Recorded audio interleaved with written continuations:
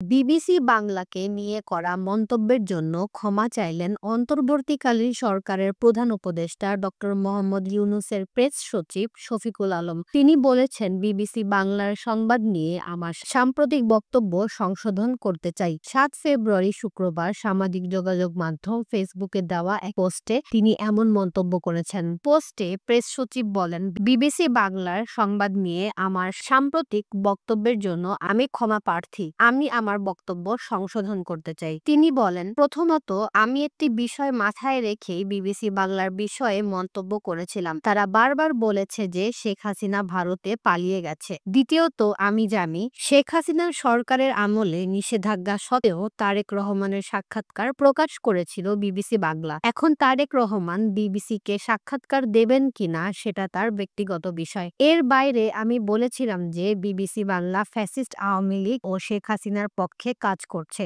আমি এমন বক্তব্যের জন্য ক্ষমা চাচ্ছি এবং সংশোধন করতে চাচ্ছি। শফিকুল আলম আরও বলেন, নির্দিষ্ট কিছু প্রতিবেদনে হয়তো আমি বস্তুনিষ্ঠতার অভাব দেখেছি, তবে আমি বলতে চাই বাংলাদেশের ঘটনাবলীর সত্য ঘটনা তুলে ধরার সর্বোচ্চ চেষ্টা করেছে বিবিসি বাংলা। শেখ হাসিনার ফ্যাসিস্ট রেজিমের রেখে যাওয়া ধ্বংসস্তূপ ও অন্তর্বর্তী সরকারের কার্যক্রম নিয়েও তারা স্বচ্ছ ও সঠিক খবর প্রকাশের চেষ্টা করছে।